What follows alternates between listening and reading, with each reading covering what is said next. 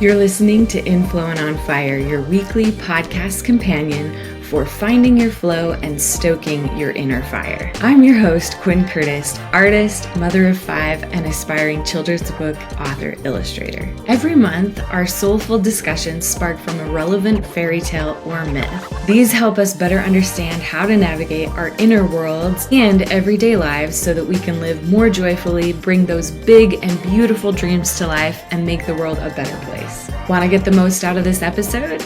Well, be sure to snag the free gorgeous study guide in the show notes that includes a written copy of the fairy tale or myth, soulful journaling questions, and other additional juicy resources.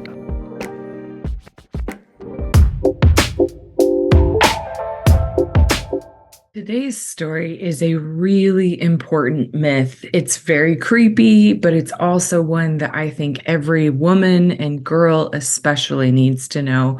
Although we all have the inner predator, no matter our gender identification, but I definitely see a lot of these themes really showing up in women's issues. And this is a really needed story for helping us to live more empowered and recognize that energy within us that's really holding us back, keeping us small, and just helping us stay really limited and not doing the things that we want to do. So for this spooky month of October, this seemed like the perfect tale. The version of the story that I'm going to be reading of Bluebeard is from Clarissa Pinkola Estes' book, Women Who Run with the Wolves. If you haven't yet read this book, it is phenomenal. We refer to it a lot here on the Inflow on Fire podcast because it is fantastic at bridging the gap between the subconscious things that are happening within us and helping us find symbols and myths and stories that help us better understand what's going on inside of us so that then we can work through it and have an improved experience with the world itself and life. So without further ado, I'm going to read to you Bluebeard. There is a hank of beard which is kept at the convent of the white nuns in the far mountains. How it came to the convent no one knows. Some say it was the nuns who buried what was left of his body, for no one else would touch it. Why the nuns would keep such a relic is unknown, but it is true. My friend's friend has seen it with her own eyes. She says the beard is blue, indigo colored to be exact. It is as blue as the dark ice in the lake, as blue as the shadow of a hole at night. This beard was once worn by one who they say was a failed magician, a giant man with an eye for women, a man known for the name of Bluebeard. 'Twas said he courted 3 sisters at the same time, but they were frightened of his beard with its odd blue cast, and so they hid when he called. In an effort to convince them of his geniality, he invited them on an outing in the forest. He arrived leading horses arrayed in bells and crimson ribbons. He set the sisters and their mother upon the horses, and off they cantered into the forest. There they had the most wonderful day riding, and their dogs ran beside and ahead. Later they stopped beneath a giant tree, and Bluebeard regaled them with stories and fed them dainty treats. The sisters began to think, well, perhaps this man Bluebeard is not so bad after all. They returned home all a chatter about how interesting the day had been, and did they not have a good time? Yet the 2 older sisters' suspicions and fears returned, and they vowed not to see Bluebeard again. But the youngest sister thought if a man could be that charming, then perhaps he was not so bad after all. The more she talked to herself, the less awful he seemed, and also the less blue his beard. So when Bluebeard asked for her hand in marriage, she accepted. She had given his proposal great thought and felt she was to marry a very elegant man. Marry they did, and after rode off to his castle in the woods. One day he came to her and said, I must go away for a time. Invite your family here if you like. You may ride in the woods, charge the cooks to set a feast. You may do anything you like, anything your heart desires. In fact, here is my ring of keys. You may open any and every door to the storerooms, the money rooms, any door in the castle.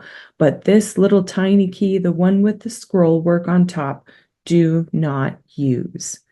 His bride replied, "Yes, I will do as you ask. It all sounds very fine. So go, my dear husband, and do not have a worry, and come back soon." And so off he rode, and she stayed.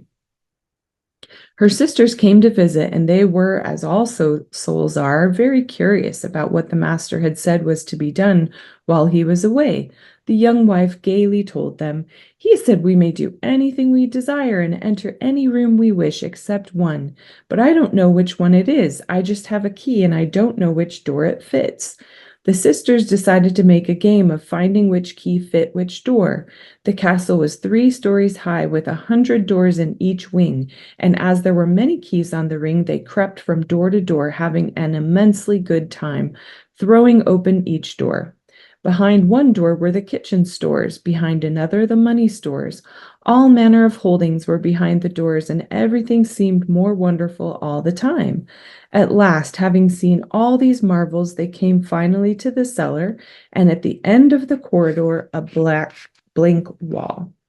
They puzzled over the last key, the one with the little scroll work on top. "Maybe this key doesn't fit anything at all." As they said this, they heard an odd "Err." They peeked around the corner, and lo and behold, there was a small door just closing. When they tried to open it again, it was firmly locked. One cried, "Sister, sister, bring your key. Surely this is the door for that mysterious little key." Without a thought, one of the sisters put the key in the door and turned it. The lock scolded, the door swung open, but it was so dark inside they could not see. "Sister, sister, bring a candle." So a candle was lit and held into the room, and all 3 women screamed at once, for in the room was a mire of blood, and the blackened bones of corpses were flung about, and skulls were stacked in corners like pyramids of apples. They slammed the door shut, shook the key out of the lock, and leaned against one another, gasping, breasts heaving. "My God, my God!" The wife looked down at the key and saw it was stained with blood. Horrified, she used the skirt of her gown to wipe it clean, but the blood prevailed. "Oh no," she cried. Each sister took the tiny key in her hands and tried to make it as it once was, but the blood remained. The wife hid the tiny key in her pocket and ran to the cook's kitchen. When she arrived, her white dress was stained red from pocket to hem, for the key was slowly weeping drops of dark red blood. She ordered the cook, "Quick, give me some horsehair." She scoured the key, but it would not stop bleeding. Drop after drop of pure red blood issued from the tiny key. She took the key outdoors, and from the oven she pressed ashes onto it and scrubbed some more. She held it to the heat to sear it. She laid cobweb over it to staunch the flow, but nothing could make the weeping blood subside. "Oh, what am I to do?" she cried. "I know, I'll put the little key away. I'll put it in the wardrobe. I'll close the door. This is a bad dream. All will be all right." And this she did do. Her husband came home the very next morning, and he strode into the castle, calling for his wife. "Well, how was it while I was away?" "It was very fine, sir." "And how are my storerooms?" he rumbled. "Very fine, sir." "How are my money rooms?" he growled. "The money rooms are also very fine, sir." "So everything is good, wife?" "Yes, everything is good."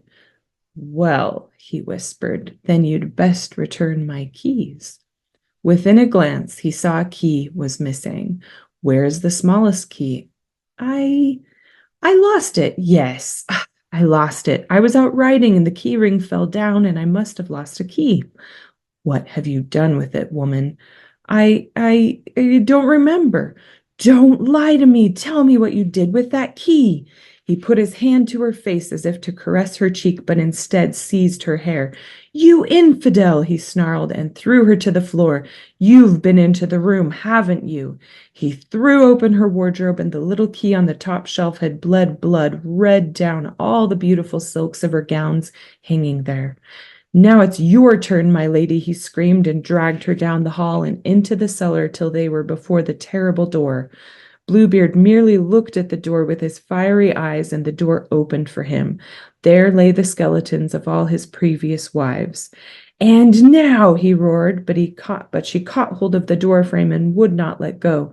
She pleaded for her life. "Please, please allow me to compose myself and prepare for my death.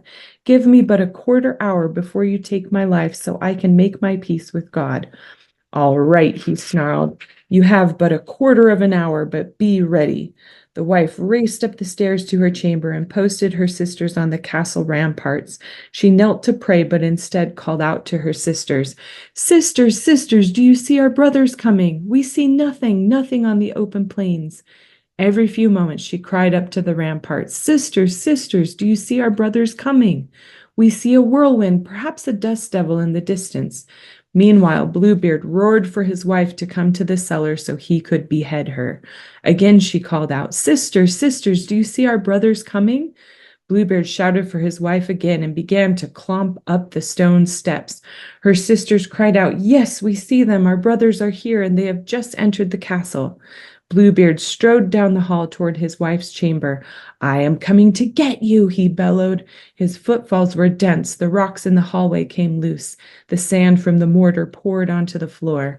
As Bluebeard lumbered into her chamber with his hands outstretched to seize her, her brothers on horseback galloped down the castle hallway and charged into her room as well.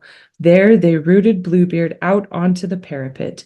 There and then with swords they advanced upon him, striking and slashing, cutting and whipping, beating Bluebeard down to the ground, killing him at last and leaving for the buzzards his blood and gristle.